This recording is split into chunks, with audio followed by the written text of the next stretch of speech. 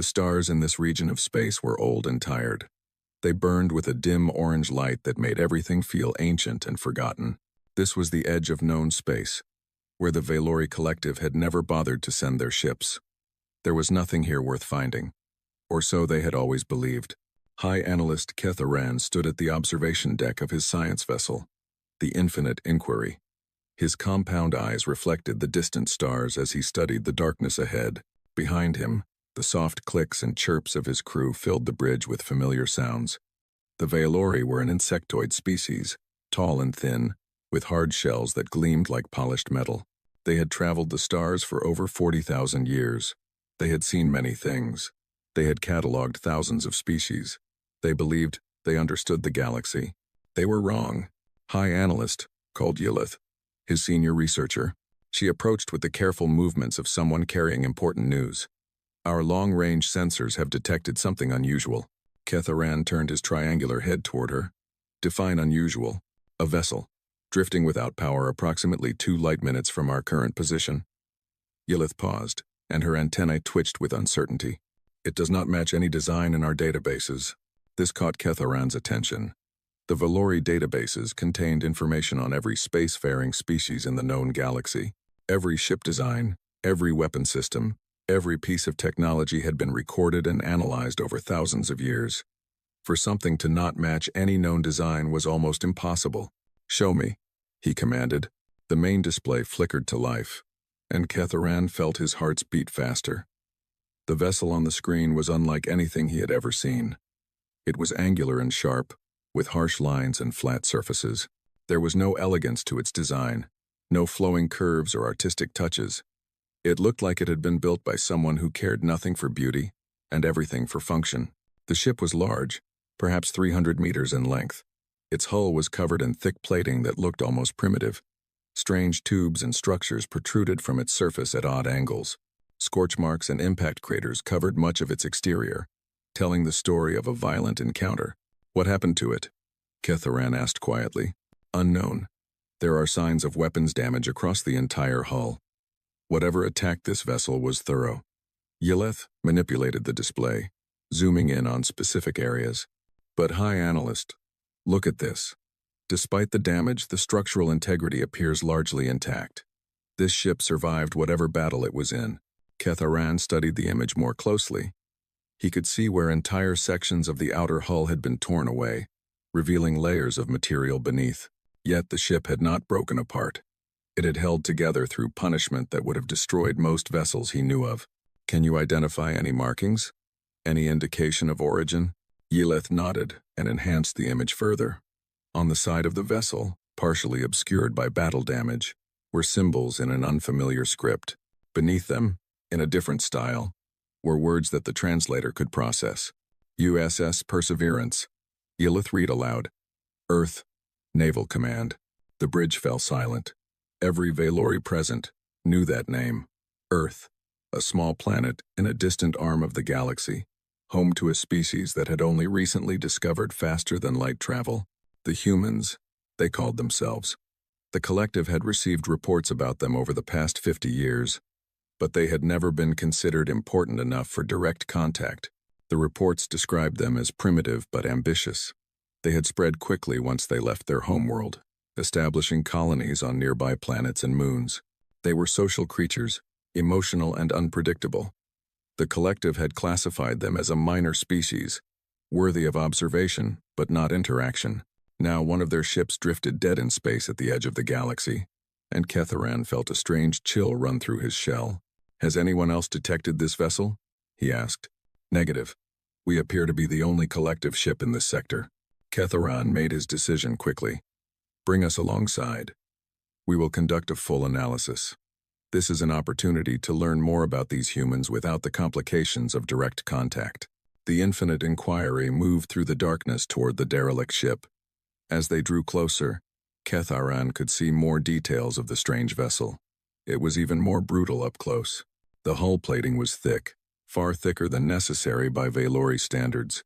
Weapon systems protruded from multiple points along its surface, their barrels dark and cold but still menacing. "High Analyst," said one of the sensor technicians. "I am detecting no life signs aboard the vessel. However, there is residual power in some of the internal systems. The ship is not completely dead. Interesting. Prepare a boarding team. I will lead the investigation personally. Yelith's antennae flattened against her head in concern. Is that wise? We know nothing about this species, or their technology, which is exactly why I must see it for myself. Ketheron was already moving toward the equipment lockers. Select your best researchers. We may only have one chance to study this vessel before others learn of its existence. The boarding party consisted of 12 Violori, each wearing environmental suits designed for hostile atmospheres. They crossed the gap between ships in a small shuttle, landing on the hull of the human vessel near what appeared to be an airlock. Ketheran was the first to set foot on the alien metal. It felt different beneath his feet, heavier somehow. The alloy was unfamiliar, and his suit's sensors struggled to identify its exact composition. Multiple metal layers, Yelith reported, scanning the hull beneath them. Iron, carbon, tungsten, and several other elements in unusual combinations. This is not a single material. They have layered different metals together. For what purpose? I cannot say yet. Perhaps structural integrity? Or? She paused, running more scans. Hi, Analyst. I believe this is armor. Multiple layers of different armor types, each designed to stop different kinds of attacks. Ketheran considered this. Violori ships used energy shields for protection, invisible barriers that deflected incoming fire. Physical armor was considered outdated, a relic of ancient times before shield technology had been perfected. Yet here was a ship covered in layers of physical protection. Primitive, one of the other researchers commented. They must not have developed proper shielding technology. Perhaps, Ketheran replied, but he was not so sure.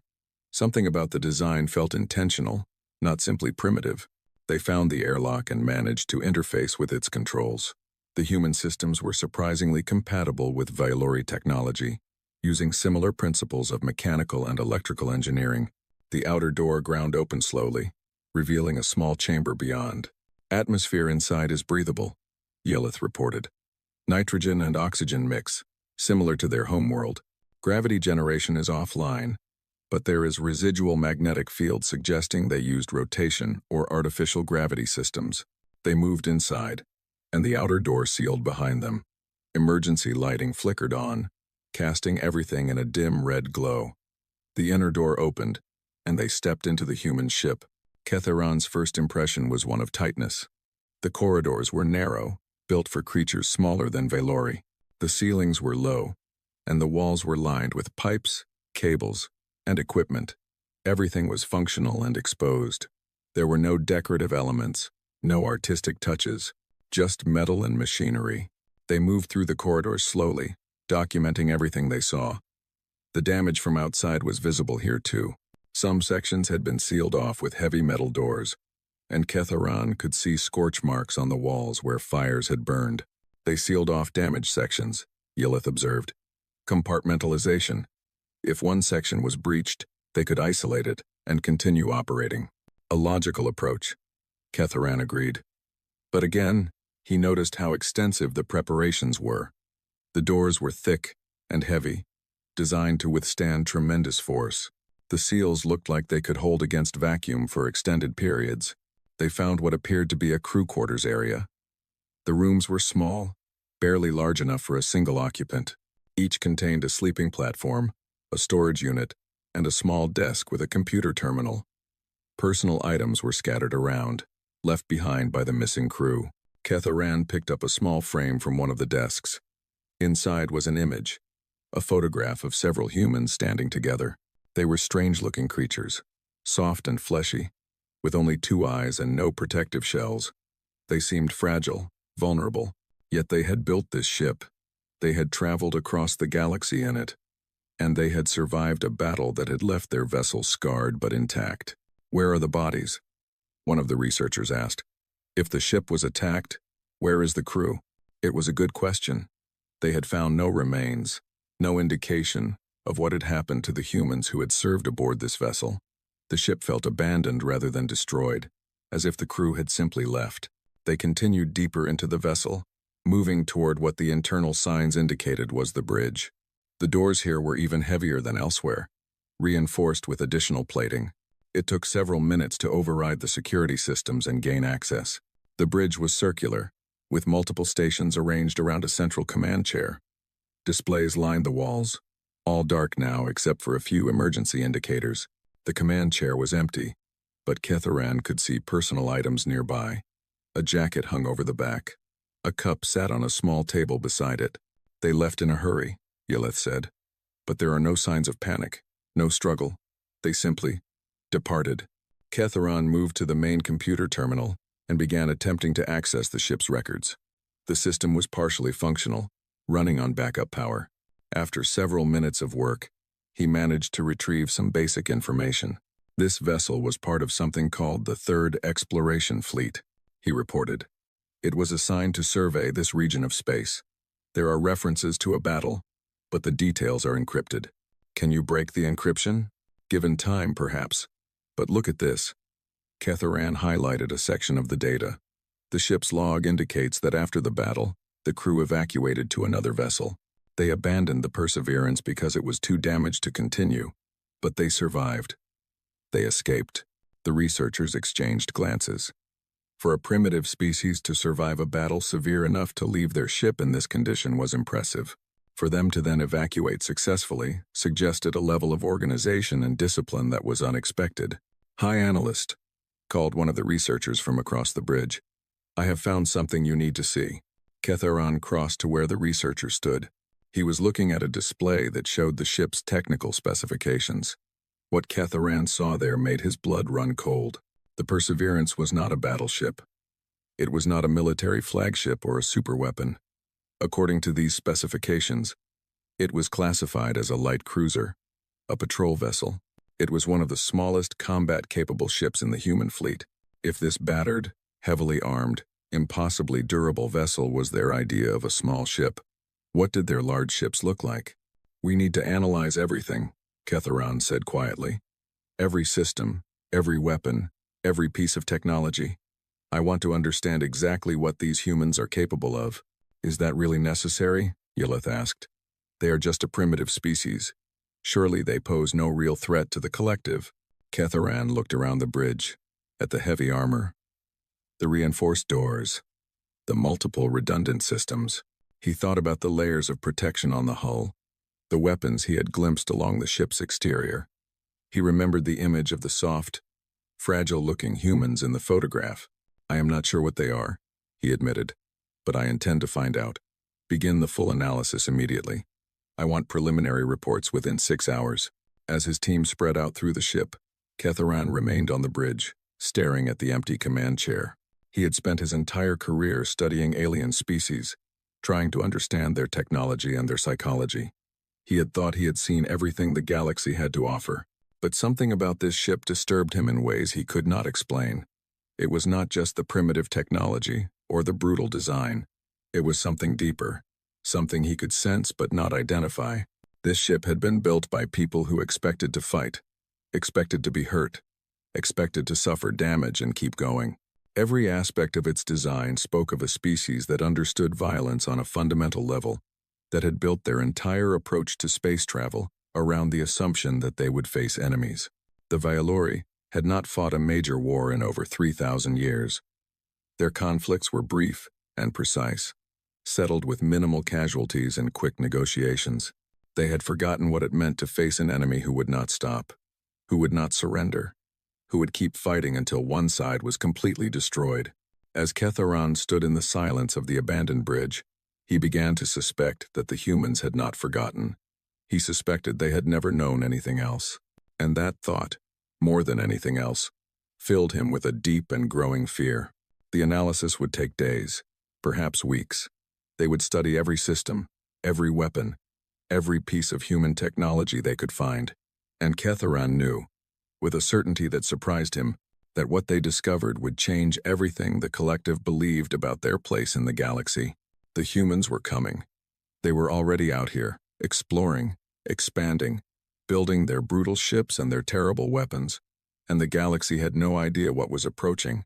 But Ketharan was beginning to understand, and understanding, he realized, was the first step toward fear. He turned away from the command chair and began his work. There was much to learn, and he suspected that every discovery would only deepen the cold dread that had taken root in his hearts.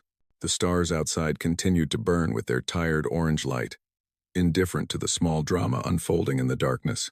But somewhere out there, on a small blue world orbiting an ordinary yellow sun, a species was looking up at those same stars with hungry eyes, and they were building more ships. 3 days had passed since the boarding team first set foot on the human vessel. In that time, Ketharan had slept for only a handful of hours. The mysteries of the Perseverance consumed his every thought, driving him to work long past the point of exhaustion. The Infinite Inquiry remained anchored alongside the derelict ship, its own systems working constantly to analyze the data streaming from the research teams. Every deck of the human vessel had been explored, every system had been catalogued, and with each new discovery, Ketharan's unease grew deeper. He stood now in the main analysis chamber of his own ship, surrounded by holographic displays and technical readouts. Yilith stood beside him, her compound eyes flickering between screens as she processed the incoming information.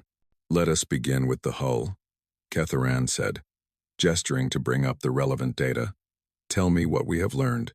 Yilith touched a control, and a detailed cross-section of the human ship's outer shell appeared before them. It was far more complex than Ketharan had initially realized.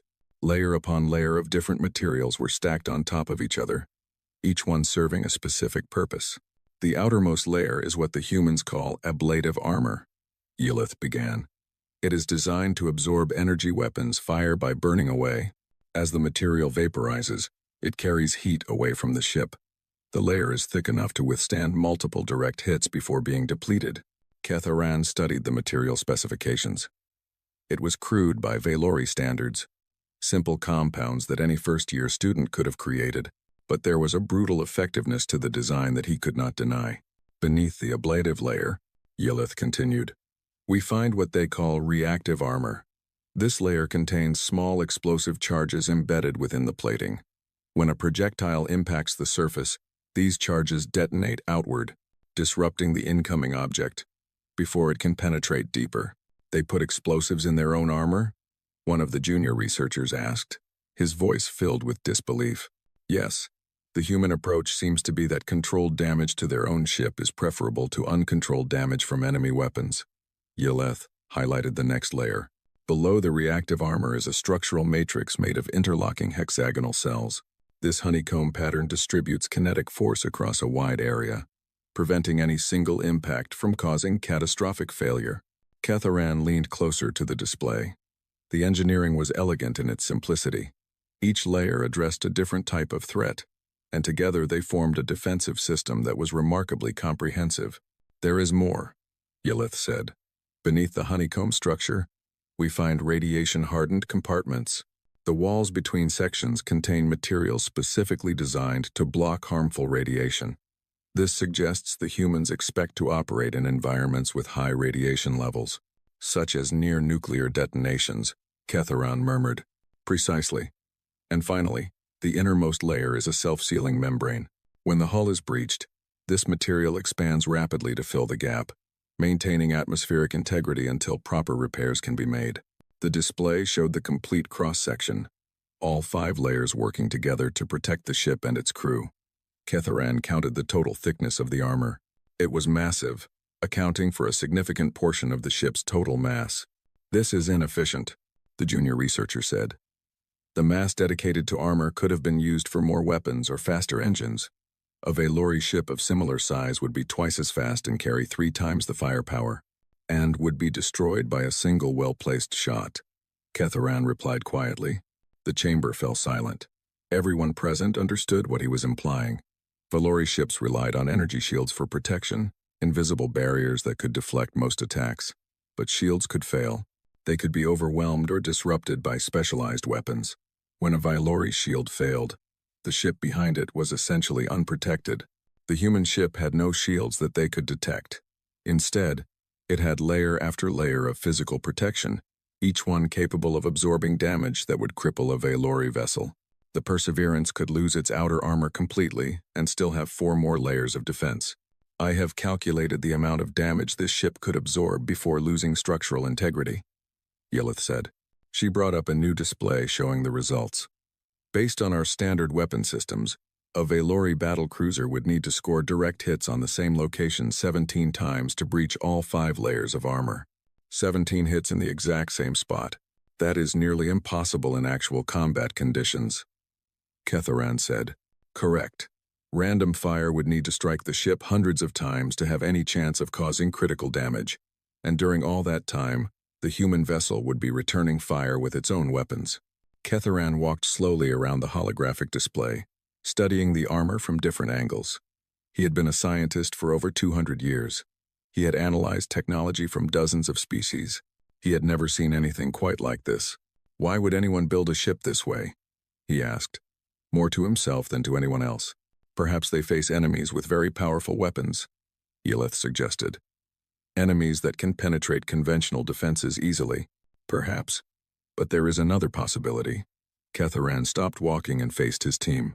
Perhaps they built this ship expecting to fight enemies as dangerous as themselves. The implication hung in the air. If the humans had designed their ships to survive combat against opponents with similar technology, it meant they expected battles to be brutal and prolonged. It meant they expected to take damage, serious damage, and keep fighting anyway. The Valori approach to warfare was based on precision. Strike fast, strike accurately, end the battle quickly. Their ships were built for speed and firepower, not endurance. A typical Valori engagement lasted minutes at most. Looking at the human ship, Ketharan began to understand that humans fought very differently. Their battles were not quick surgical strikes. They were grinding contests of attrition, where both sides absorbed tremendous punishment until one could no longer continue. Show me the damage patterns from the battle this ship survived, he ordered. Yelith brought up a new display, a map of the Perseverance showing every impact point and area of damage. The image was sobering. The ship had been hit hundreds of times. Entire sections of outer armor had been stripped away. Multiple compartments had been breached. Fire damage was visible throughout the port side. Based on the damage patterns, we estimate the engagement lasted approximately 4 hours, Yelith reported. During that time, the Perseverance absorbed over 300 direct hits from what appear to be high-energy plasma weapons and kinetic projectiles. 4 hours, Ketharan repeated. A Valori battle had never lasted 4 hours. Most were over in under 10 minutes. The crew casualties were significant, Yelith continued. Based on the medical logs we recovered, approximately 40% of the crew was killed or seriously wounded during the engagement. Yet the ship continued to fight. The humans continued to operate their stations even as their comrades died around them. One of the researchers made a sound of distress. Among the Valori, such casualties would have been considered a catastrophic defeat. A ship that lost 40% of its crew would surrender immediately to prevent further loss of life. The humans had kept fighting. Were they victorious? Ketharan asked. Yelith checked her data. The logs are incomplete, but it appears so. The Perseverance destroyed or disabled 3 enemy vessels before being forced to withdraw. The crew evacuated to a support ship that arrived after the battle and were extracted safely. 3 enemy ships. Ketharan tried to imagine a battle where a single damaged vessel, with nearly half its crew dead or wounded, managed to destroy 3 opponents before escaping. It should have been impossible. Yet the evidence was right in front of him. I want to understand their internal systems, he said. How does the ship continue to function after taking such damage? Yelith switched to a new set of displays. The human approach to engineering is based on redundancy. Every critical system has multiple backups. There are 3 separate power generators, each capable of running the entire ship independently.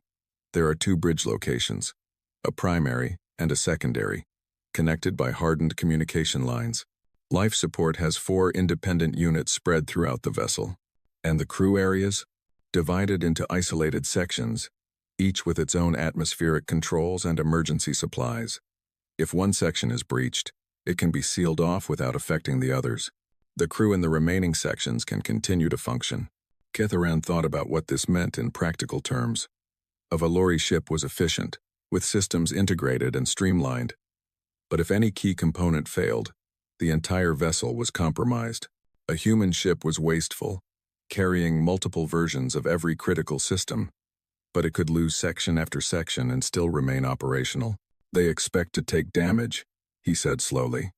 Their entire design philosophy is built around the assumption that they will be hit, that systems will fail, that crew members will die, and they plan for it. They build their ships to survive it. It seems so, Yillith agreed. But High Analyst, this raises a troubling question. What kind of enemies do the humans face that require such extensive preparations? What kind of wars do they fight that made this level of protection necessary? Ketheron did not answer immediately. He was thinking about the history files they had recovered from the ship's database. Most were encrypted, but some basic historical information had been accessible. What he had read there disturbed him deeply. The humans had been fighting wars since before they had discovered fire. Their history was an endless chronicle of conflict, battle after battle stretching back to the dawn of their civilization. They had fought over territory, over resources, over religious beliefs, over political systems. They had developed weapons of increasingly terrible power, from simple clubs to nuclear bombs, and they had turned all of that experience, all of that knowledge of violence and destruction, toward the challenge of building ships that could survive in space. I believe, Ketheran said finally, that the enemies the humans prepared to fight were themselves. The room fell silent again. The researchers looked at each other with expressions of confusion and growing concern. Themselves? Yillith asked. Look at the design. Look at the weapons we have found. Look at the level of preparation for damage and casualties. This is not a ship built to fight primitive aliens or natural hazards. This is a ship built to fight an enemy, with equal technology, equal determination, equal willingness to take and inflict damage. Ketheran brought up the historical files on the main display. The humans spent thousands of years at war with each other. Nation against nation, ideology against ideology. They developed these technologies, these tactics, these designs, in conflicts against their own kind. The researchers stared at the scrolling text, the endless list of wars and battles and casualties. The numbers were staggering. Millions dead in single conflicts, entire cities destroyed, weapons capable of ending civilization itself. They built ships to survive fighting themselves, Ketheran continued.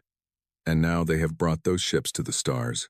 They have brought all of that knowledge, all of that experience, all of that capacity for violence and endurance into the wider galaxy. But surely they will be more peaceful now, one of the junior researchers said hopefully. Now that they face alien species, surely they will set aside their warlike nature. Ketheran looked at the young researcher with something close to pity. Would you like to see what weapons they have brought with them? Would you like to see what tools they have developed for making war? The researcher did not answer. I thought not. Ketheran turned back to the displays. Continue the analysis. I want complete specifications on every system, every weapon, every piece of technology we can find. The collective needs to understand exactly what we are dealing with. As his team returned to their work, Ketheran remained standing before the cross-section of human armor. 5 layers of protection, each one designed to absorb different types of damage. Hundreds of hits absorbed, 40% casualties sustained. And still the ship had kept fighting. He had spent his career believing that the Valori way of war was superior. Quick, clean, efficient. Minimal casualties on both sides. Wars ended through precision rather than attrition. Now he wondered if the Valori had simply been lucky. Lucky to have faced enemies who shared their philosophy. Lucky to have never encountered a species that saw war not as a problem to be solved, but as a natural state of existence. The humans were such a species. Everything about their technology, their design philosophy, their history pointed to the same conclusion. They were a people born in violence, raised in conflict, shaped by endless war, and they were building more ships. Ketheran thought about the reports he would need to send to the collective. He thought about how to explain what he had found here, at the edge of explored space. He thought about the reaction his findings would cause among the comfortable, peaceful leaders who had never faced a serious military threat. They would not want to believe him. They would dismiss his concerns as overreaction, his analysis as flawed. They would continue to view the humans as a primitive species, not worth serious attention.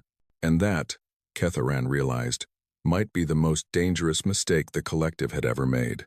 He turned away from the displays and walked toward the door. There was more work to do, more systems to analyze, more weapons to catalog. The humans had built their ship to survive the worst the galaxy could throw at it. Now Ketharan needed to understand just how much damage they could throw back. The weapons bay of the Perseverance was located deep in the belly of the ship, protected by additional layers of armor and blast doors thick enough to stop a small meteor. It had taken Ketharan's team nearly a day to gain access, working through security systems and locked barriers that seemed designed to prevent even the crew themselves from entering without proper authorization. When they finally stepped inside, Ketharan understood why. The chamber was enormous, stretching across 3 decks and taking up nearly a quarter of the ship's internal volume. Racks of missiles lined the walls, hundreds of them, each one resting in its own launch tube. Along the ceiling ran the magnetic rails of what appeared to be kinetic launchers, their barrels extending toward ports in the hull. And in the center of it all, behind the heaviest doors Ketharan had ever seen, was a storage facility marked with warning symbols in multiple languages. "By the ancient stars," Yeleth whispered. "This is not a warship. This is a weapons platform." Ketharan moved slowly through the chamber, his compound eyes taking in every detail. The Vylori used energy weapons almost exclusively. Clean, efficient, precise. A single well-aimed laser could disable an enemy vessel with minimal collateral damage. The idea of filling your ship with this many physical weapons seemed almost barbaric. "Begin your analysis," he ordered. "I want to understand exactly what each of these systems does." The team spread out, each researcher taking a different section of the weapons bay. Ketharan walked toward the kinetic launchers first, drawn by their sheer size. The rails ran for nearly 50 meters along the ship's length, their surfaces polished to a mirror finish. "Hi, Analyst," called one of the engineers. "I have completed preliminary scans of the magnetic accelerator system. The results are concerning." Ketharan joined him at a diagnostic terminal that had been connected to the human systems. The data on the screen made his heart skip a beat. "These rails accelerate solid metal projectiles to approximately 3% of light speed," the engineer explained.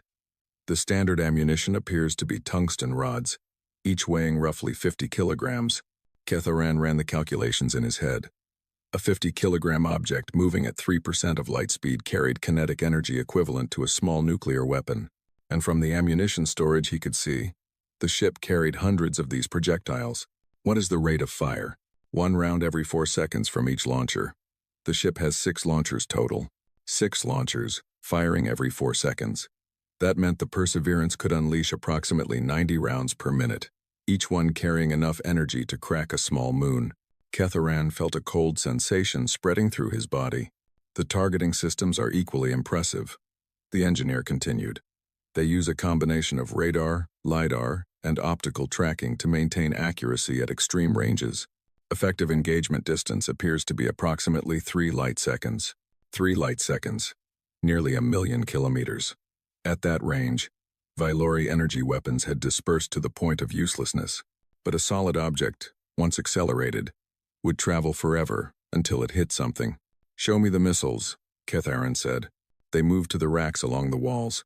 Up close, the missiles were larger than Ketharan had realized, each one nearly 3 meters long and half a meter in diameter. They came in several varieties, distinguished by colored bands painted on their casings. "We have identified 4 primary types," Yeleth reported, consulting her scanner. "The first type, marked with blue bands, are standard high-explosive warheads. They carry approximately 200 kilograms of chemical explosive and are designed for general use against enemy vessels." 200 kilograms of explosive, Ketharan repeated. "In a single missile?" "Yes. And the ship carries approximately 400 of this type." Yeleth moved to the next rack. "The second type, marked with yellow bands, are what the humans call cluster munitions. They are designed to split apart before impact, releasing dozens of smaller warheads that spread across a wide area." Ketharan examined one of the yellow-banded missiles. The design was ingenious in a horrible way. A single launch could saturate an entire region of space with explosive projectiles, overwhelming point defense systems and ensuring that at least some would reach their targets. "The third type is more specialized." Yeleth's voice had grown quieter. "These are marked with red bands and are called breacher missiles. They carry reinforced tips designed to penetrate armor, then detonate once inside the target vessel." Inside, Ketharan imagined a missile punching through the hull of a ship, driving deep into its interior before exploding. The damage would be catastrophic, destroying critical systems and killing crew members who thought they were protected behind layers of metal. And the fourth type? Yelith hesitated before answering. The fourth type is marked with black bands. According to the ship's manifest, they carry nuclear warheads. The team fell silent. Nuclear weapons were known to the Valori, of course. They had developed them millennia ago, during the last major war the Collective had fought, but they had been banned by universal agreement.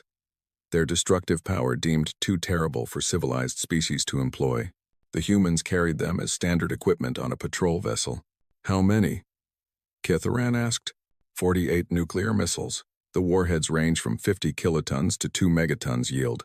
Kitharan closed his eyes for a moment. A 2-megaton nuclear weapon, delivered by a missile that could penetrate armor and detonate inside an enemy ship. The thought was almost too horrible to contemplate. Is there more? He asked, though he was not sure he wanted to hear the answer.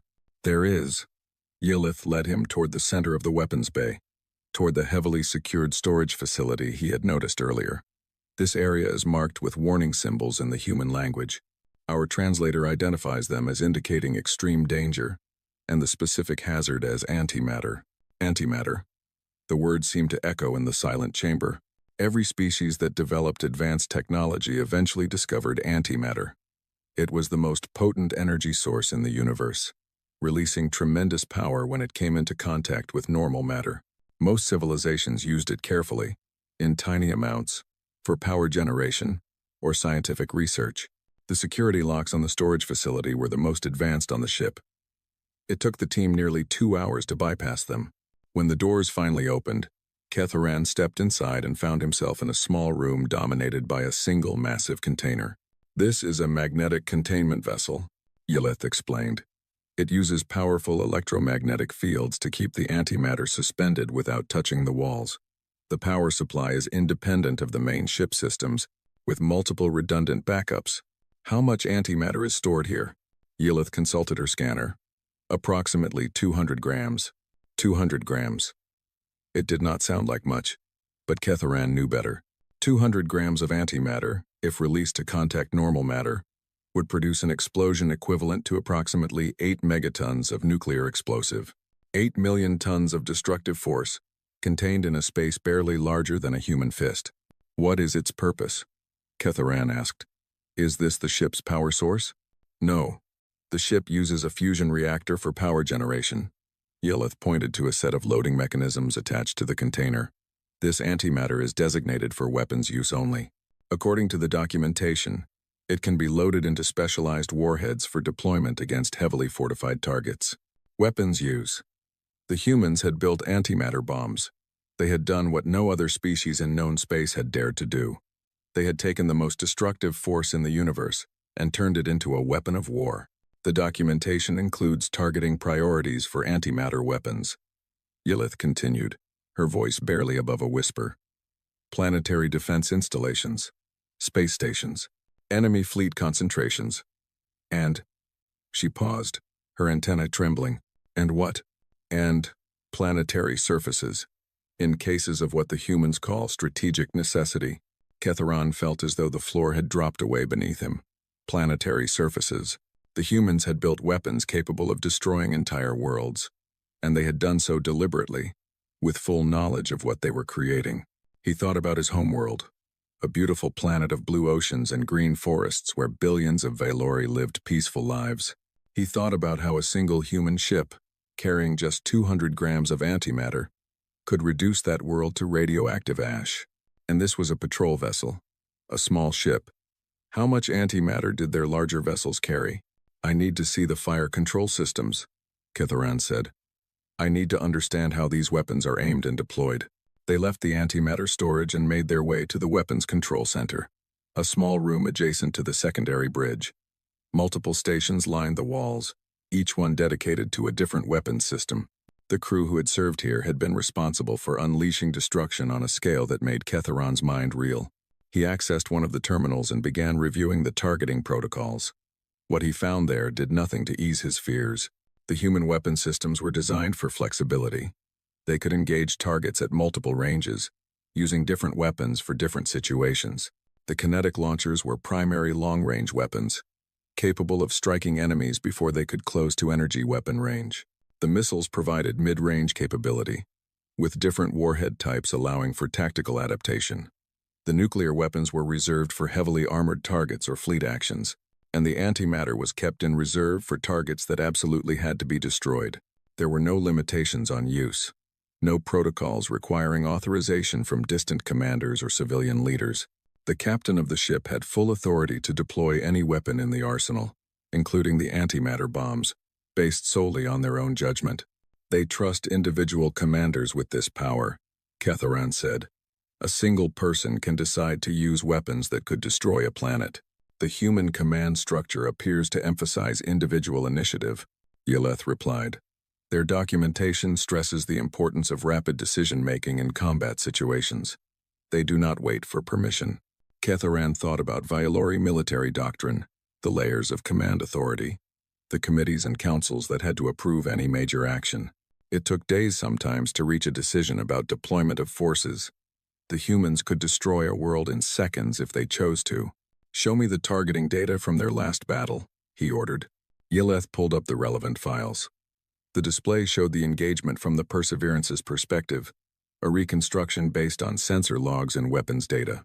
3 enemy ships, unknown design, had attacked the human vessel in an ambush. The battle had lasted over 4 hours, exactly as the previous reports had indicated. What struck Ketharan was the efficiency of the human response. Within seconds of the first attack, the weapon systems had come online and begun returning fire. The kinetic launchers had immediately targeted the largest enemy vessel, pounding it with slug after slug while the missiles launched against the smaller ships. The humans had not tried to flee. They had not attempted to negotiate. They had recognized a threat and responded with overwhelming violence, using every weapon at their disposal to destroy their attackers. The enemy ships had fought back, of course. The Perseverance had taken tremendous damage, as evidenced by the scars across its hull. But the humans had kept fighting, their weapons systems remaining operational even as entire sections of the ship burned around them. In the end, all 3 enemy vessels had been destroyed. The Perseverance had survived, barely, and had limped away to meet with reinforcements. And somewhere in the vast database of human military records, this engagement was probably classified as routine. They are predators, Ketharan said suddenly. Yeleth turned to look at him. High Analyst, I have been trying to understand the human approach to warfare, and I finally see it. They are predators. They do not fight to defend themselves or to achieve limited objectives. They fight to kill. He gestured at the weapons bay around them.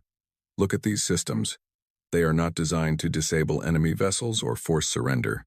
They are designed to destroy the kinetic rounds, the missiles, the nuclear weapons, the antimatter. Every weapon here is meant to kill the enemy as quickly and thoroughly as possible. Is that not the purpose of all weapons? No. Ketharan shook his head. Valori weapons are designed to end conflicts, not to maximize destruction. We target engines to prevent escape, weapons to prevent retaliation, communication systems to force negotiation. We use the minimum force necessary to achieve our objectives. He pointed at the nuclear missiles. The humans use the maximum force available. They do not want to disable their enemies. They want to destroy them completely, so thoroughly that they can never pose a threat again. It was a fundamentally different approach to conflict. The Vailori fought to resolve disputes. The humans fought to eliminate threats. And anyone who threatened a human ship became a target for every terrible weapon in their arsenal. What do we tell the collective? Yeleth asked quietly. Ketharan considered the question carefully. The collective's military was based on principles that had served them well for millennia. Speed, precision, minimal casualties. Their ships were fast and accurate. Their tactics refined through centuries of experience. But they had never faced an enemy like this. An enemy that could absorb tremendous punishment and keep fighting. An enemy that carried enough firepower to destroy entire fleets. An enemy that saw warfare not as a last resort but as a natural state of existence. We tell them the truth, Ketharan said finally. We tell them that the humans are the most dangerous species we have ever encountered. We tell them that every assumption we have made about warfare may be wrong. And we tell them that if we ever find ourselves in conflict with these creatures, we must win quickly and decisively. Because if we do not, he looked around at the missiles, the launchers, the armored chamber that held enough destructive power to sterilize a star system. If we do not, they will destroy us completely. They will not stop. They will not negotiate. They will not show mercy. They will fight until we are dead, or they are, because that is what they do. That is what they have always done. And they have gotten very, very good at it. The team gathered their equipment in silence. They had seen enough of the weapons bay. They had seen more than enough. Now Ketharan needed to understand the creatures who had built these terrible things. He needed to understand the minds that could create such instruments of destruction and then carry them across the stars. He had a feeling that what he learned would be even more frightening than what he had already discovered.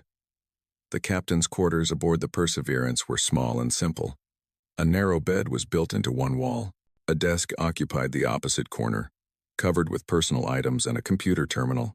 A single photograph hung above the bed, showing a group of humans standing together on what appeared to be the bridge of the ship. Ketharan stood in the doorway, studying the room with the careful eyes of a scientist, examining an artifact from a lost civilization. He had spent the past 2 days analyzing weapons and armor. Now he needed to understand the creatures who had built them. The captain's name was Sarah Chen, Yelith reported, consulting the personnel files they had recovered. She was 43 years old by human reckoning, with 17 years of service in their military. She received multiple commendations for valor in combat before being assigned to command this vessel. Ketharan moved to the desk and picked up one of the personal items there. It was a small metal object, circular, with a ribbon attached. The surface was engraved with words and an image of a star. What is this? A medal, a symbol of recognition for exceptional performance in battle. Yelith checked her database. This particular medal is called the Silver Star.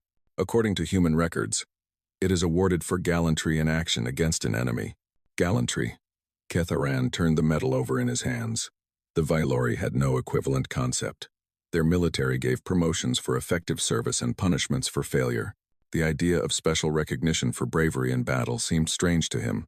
He set the medal down and accessed the computer terminal. The captain had kept a personal log, separate from the official ship's records. Much of it was encrypted, but some entries were accessible. The first entry he read was dated several months before the battle that had crippled the ship. Captain Chen wrote about the crew, describing the new officers who had recently joined and the veterans who had served with her for years. Her words were warm and personal, filled with obvious affection for the people under her command. She cared about them, Ketharan observed. This is not the writing of someone who sees her crew as expendable resources. The humans appear to form strong emotional bonds, Yelith agreed. Their social structure is based on personal relationships, rather than hierarchical obligation. Ketharan scrolled through more entries. He found records of training exercises, maintenance reports, and daily observations about life aboard the ship. Captain Chen wrote about meals shared with her officers, celebrations of crew members' birthdays, and quiet moments of contemplation during night watches. Then he reached the entries from the day of the battle. Contact with unknown vessels, Chen had written. 3 ships, unknown configuration. They appeared on our sensors without warning and opened fire immediately. No communication, no demands. They simply attacked. The entry continued with clinical precision, describing the early moments of the engagement. The Perseverance had returned fire while attempting to establish communication with the attackers. When communication failed, Chen had ordered all weapon systems to combat mode. We are outgunned and outmaneuvered, she wrote. The enemy has better speed and their weapons are cutting through our outer armor. But we are not helpless. We will make them pay for every hit they land on us. Ketharan felt a chill reading those words. There was no fear in them, no consideration of surrender or retreat, just a cold determination to fight and inflict as much damage as possible. The next several entries were brief, written during lulls in the fighting. Chen reported casualties, damage to critical systems, and the gradual destruction of the enemy ships. Her tone remained steady throughout, even as the death toll among her crew climbed higher. Lieutenant Park died at his station, one entry read. He refused to leave even when the fire reached his compartment. He kept firing until the smoke took him. I will recommend him for honors. Ensign Williams saved 3 crew members by sealing herself in a breached compartment. The explosive decompression killed her, but the others lived.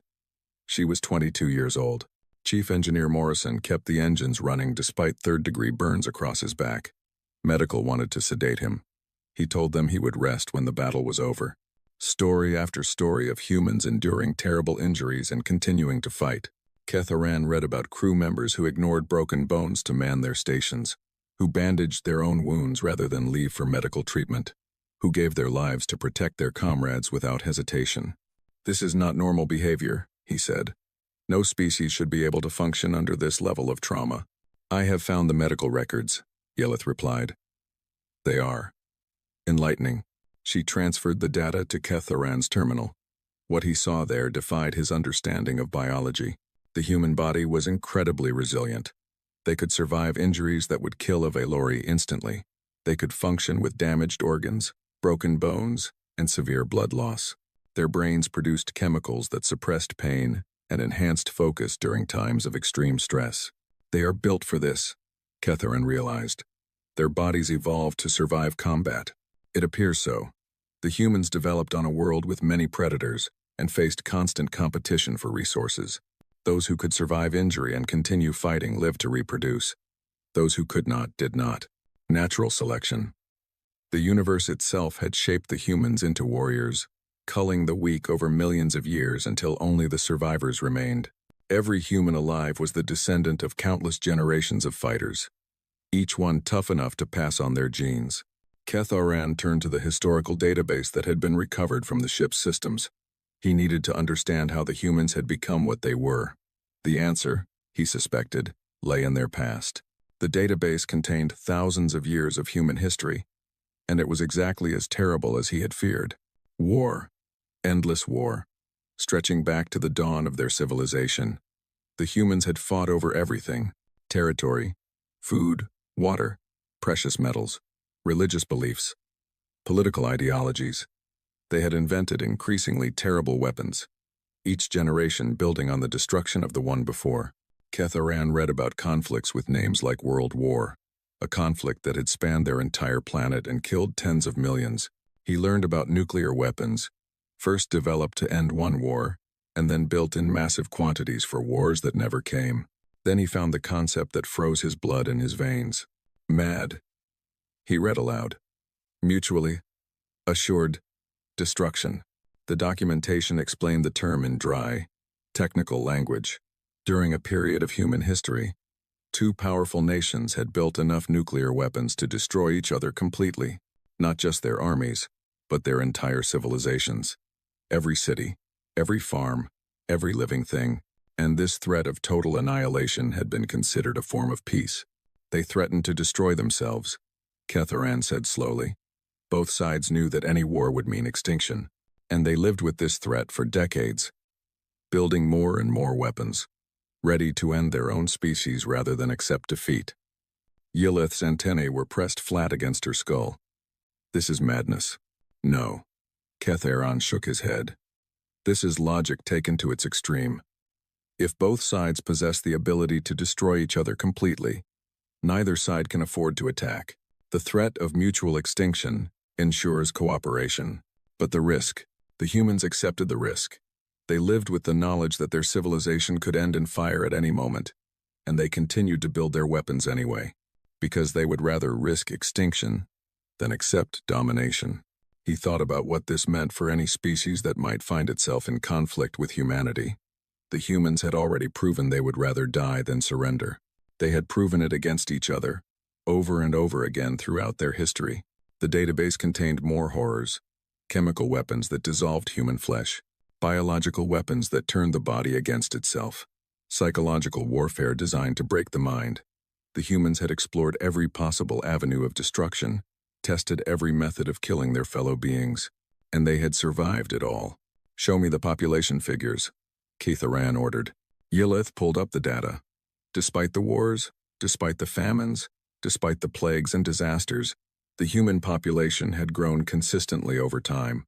At the last recorded count, there were approximately 12 billion humans spread across their home planet and numerous colonies. 12 billion survivors. 12 billion descendants of the toughest, most resilient, most determined fighters their world had produced. And that number was growing. "They reproduce quickly," Yelith noted. Each generation is larger than the last. Their colonies are expanding faster than any species in our records. Ketharan closed the database and sat back in the captain's chair. He was beginning to understand the full scope of what the collective faced. The humans were not just dangerous because of their weapons or their armor. They were dangerous because of what they were, a species forged in the fires of constant conflict, shaped by evolution and history into the ultimate survivors. They did not know how to give up. They did not know how to accept defeat. They only knew how to fight and endure until their enemies were destroyed. He picked up the captain's log again and read the final entries. Enemy vessels destroyed, Chen had written. Total crew casualties, 43%. The ship is badly damaged, but we have won. Rescue vessels are en route. We will live to fight another day. She had lost nearly half her crew, and she considered it a victory. The Perseverance had been reduced to a burning wreck, and she was already thinking about the next battle. The last entry was personal, written while waiting for the rescue ships to arrive. I think about the crew members we lost today. Good people, all of them. They deserved better than to die in the darkness between stars, fighting an enemy we do not even understand. But they did not hesitate. When the attack came, they went to their stations and did their duty. They fought and died so that others could live. That is what we do. That is what humans have always done. We are not the strongest species in the universe. We are not the smartest or the most advanced. But we are the ones who never give up. We are the ones who keep fighting when all hope is lost. We are the ones who would rather die free than live as slaves. If anyone ever reads this, know that the crew of the Perseverance died with honor. They faced their enemy without fear, and they made those bastards pay for every one of us they killed. That is our way. It has always been our way, and it always will be. Ketharan set down the log and sat in silence for a long moment. He had wanted to understand the humans, and now he did. He understood them better than he had ever wanted to.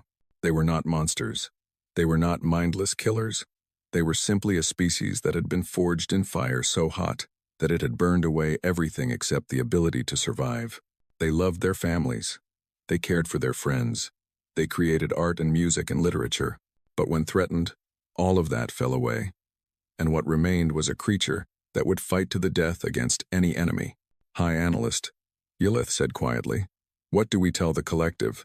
Ketharan thought about the comfortable, peaceful civilization he had left behind. The Valori who had never faced a real threat, who believed that reasonable discussion could solve any problem, who assumed that all species ultimately wanted the same things. We tell them to be afraid, he said finally. We tell them to be very, very afraid. And we tell them that whatever happens, we must never give the humans a reason to see us as enemies. Because if we do, they will not stop until one of us is destroyed. And looking at their history, looking at their weapons, looking at what they are willing to endure, he glanced at the photograph above the bed, at the smiling faces of the crew who had served and died aboard this ship. I am not confident that we would be the ones left standing. He stood and walked toward the door. There was one more analysis to complete, one more report to prepare. Then he would send his findings to the collective and hope that the leaders there would understand the warning he was trying to give them. The humans were coming. They were spreading across the galaxy, building their brutal ships and their terrible weapons. And the only way to survive their arrival was to make sure they never had a reason to use those weapons against you. Because once they started fighting, they would never stop. The captain's log had made that very clear. The humans would rather die free than live as slaves. And they had the weapons to take their enemies with them. The Grand Council chamber of the Valori Collective was a magnificent space, built 10,000 years ago at the height of their civilization's power. Crystal walls rose toward a domed ceiling that displayed the stars in perfect detail. Representatives from 100-member species sat in tiered rows, their bodies and forms as varied as the worlds they called home. High Analyst Ketharan stood at the speaker's platform in the center of the chamber, feeling very small beneath the weight of so many watching eyes. He had spent 3 weeks traveling from the edge of explored space to reach this place. 3 weeks of preparing his report, organizing his evidence, rehearsing his words. Now the moment had come. Distinguished representatives, he began, his voice amplified to fill the enormous room. I come before you with information that I believe represents the most significant discovery in the history of the collective. Information about a species that has recently entered our region of space, a species called humans. There was a rustle of movement among the assembled delegates. Most of them had heard of humans. They were a topic of mild curiosity, a primitive species that had stumbled into faster-than-light travel and was now exploring the galaxy with the enthusiasm of children discovering a new playground. I have spent the past month analyzing a human vessel that was recovered at the edge of explored space, Ketharan continued. A ship called the Perseverance, classified by the humans as a light cruiser. A small vessel, by their standards. He activated the holographic display, and the image of the human ship appeared above the council chamber. Several delegates made sounds of surprise or amusement at its crude, angular design. Before I share my findings, I must ask the council to set aside their assumptions about this species. What I am about to show you will challenge everything we believe about warfare, survival, and the nature of intelligent life in the universe. The display changed to show the cross-section of the ship's hull. Ketharan began to explain the layered armor system, describing each level of protection and its purpose. As he spoke, the sounds of amusement faded and were replaced by growing silence. This ship was designed to absorb damage that would destroy any vessel in the collective fleet, Ketharan said. It was built to be hit hundreds of times and continue fighting. The humans do not rely on shields or evasion. They simply endure. He moved on to the weapon systems. The kinetic launchers, capable of striking targets at distances that made energy weapons useless. The missiles, carrying payloads of conventional explosives, nuclear warheads, and antimatter. The sheer volume of destructive power carried by a single small ship. The Perseverance had the capability to destroy a battle group of our best ships, Ketharan stated flatly. And according to our intelligence, the humans have hundreds of vessels like this one. Perhaps thousands. The chamber had grown very quiet. The delegates who had been amused by the primitive design were no longer laughing. They were staring at the holographic display with expressions of growing concern. But the weapons and armor are not what make the humans truly dangerous, Ketharan continued.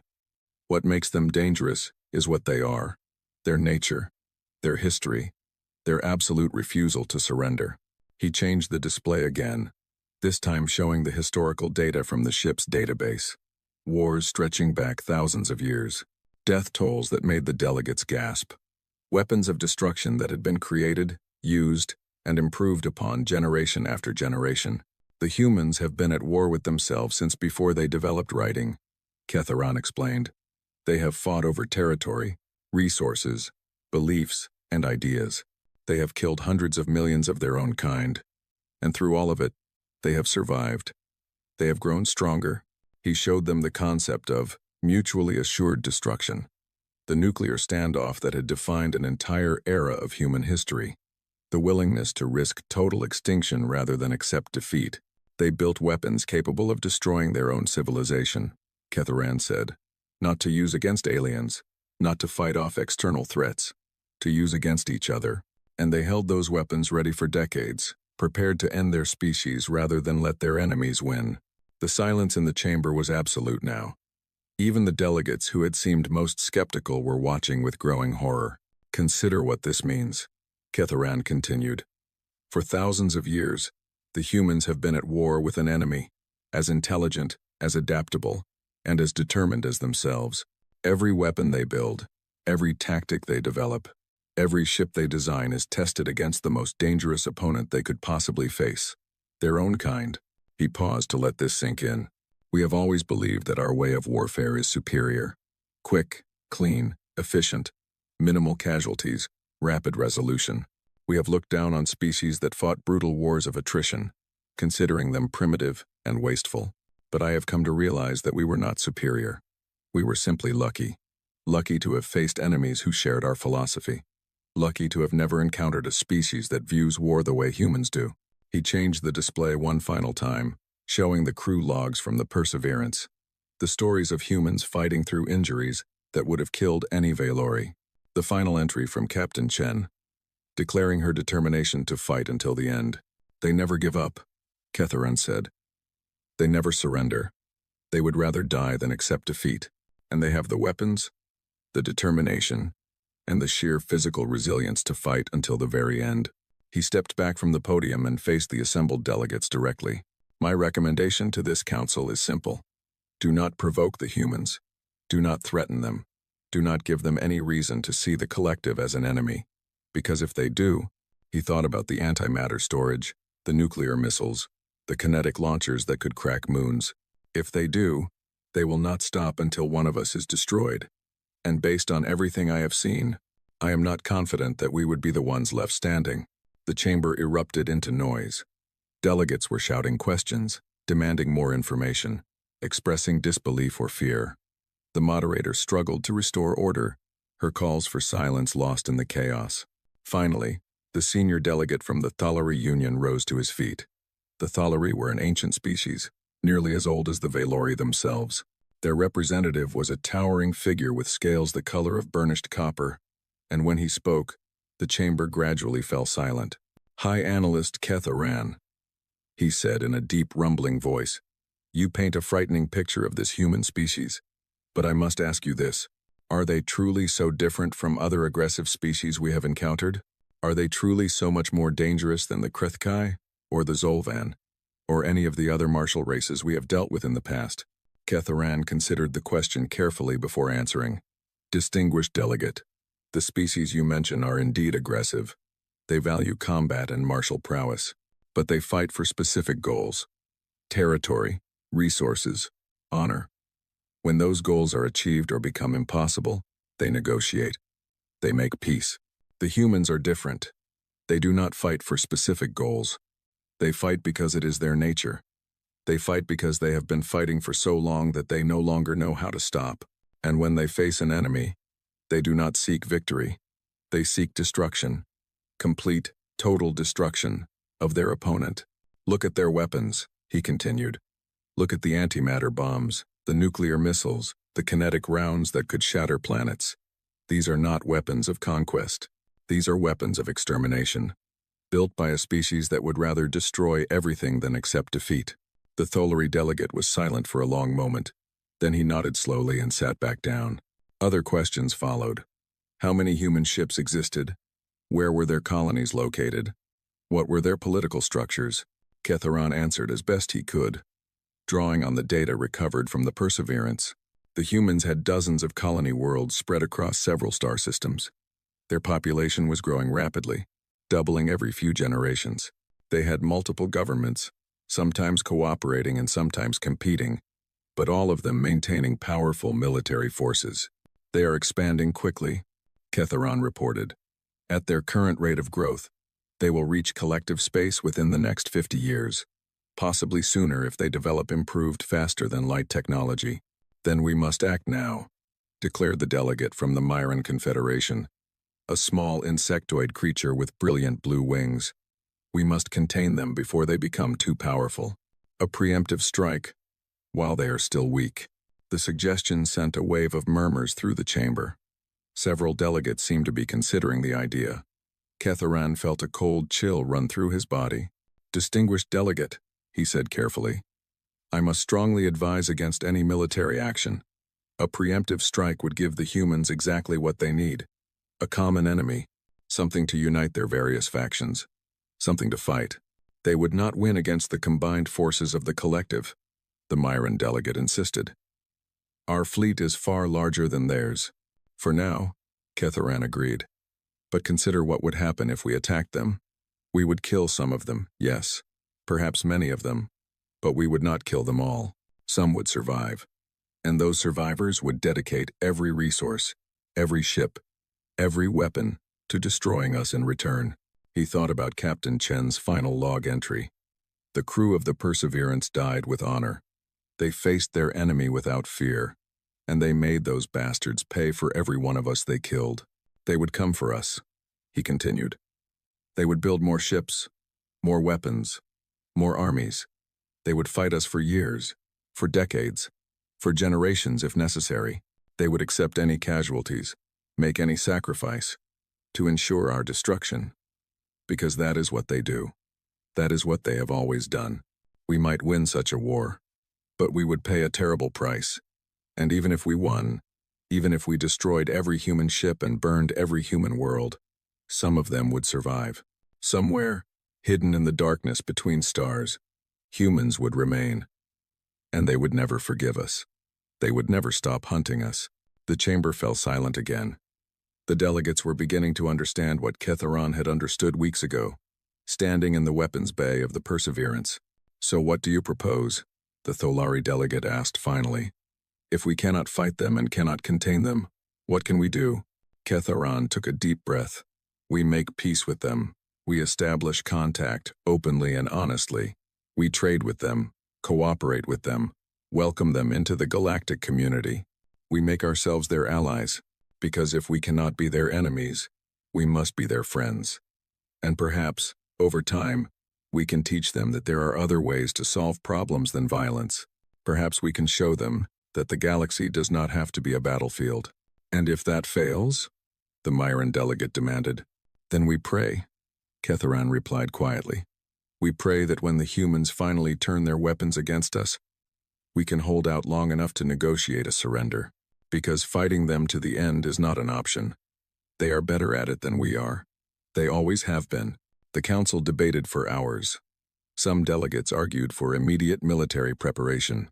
Others called for isolation, for hiding from the humans and hoping they would go elsewhere. But in the end, the majority sided with Ketharan's recommendation. The resolution passed just before dawn the next day. The Valori Collective would seek peaceful contact with the human species. Diplomatic missions would be prepared. Trade agreements would be drafted. Every effort would be made to welcome the humans as partners rather than treat them as threats. As the delegates filed out of the chamber, exhausted and worried, Ketharan remained at the speaker's platform. He watched them go, wondering if any of them truly understood what was coming. The humans were different. They were something the galaxy had never seen before. A species forged in fire, hardened by millennia of warfare, carrying weapons that could destroy worlds. They were coming, spreading across the stars like a tide that could not be stopped. And all the peaceful, civilized species of the collective could do was hope that the tide would wash past them rather than over them. Ketharan thought about the photograph in Captain Chen's quarters. The smiling faces, the easy camaraderie. The humans were not monsters. They were people, with families and friends and dreams. They laughed and loved, and created beautiful things. But they were also killers. The most efficient killers the universe had ever produced. And if the collective ever forgot that, even for a moment, the consequences would be catastrophic. He gathered his notes and left the council chamber. Outside, the sun was rising over the capital city, painting the sky in shades of purple and gold. It was beautiful, peaceful, serene. Somewhere out there, among the distant stars, the humans were building more ships, training more soldiers, developing more weapons. They had no idea that the galaxy had just learned to fear them. They were simply doing what they had always done, what their nature demanded, preparing for war, because that was what humans did. That was what they had always done, and that was what they would always do, until the end of time itself. Ketharan walked into the morning light and allowed himself a single moment of hope. Perhaps peace was possible. Perhaps the humans could change. Perhaps the galaxy could find a way to live with this dangerous new species. But deep in his heart, he knew the truth. The humans would never change. They could not change. They were what their history and their evolution had made them, and the galaxy would simply have to learn to live with that. Already trying, the stars continued to burn overhead, indifferent to the small creatures moving beneath them. And somewhere, on a small blue world called Earth, a child was being born, a new human, inheriting the legacy of countless generations of survivors. Another warrior for a species that had never known anything else. The future was uncertain, but one thing was clear. The humans were coming, and the galaxy would never be the same again.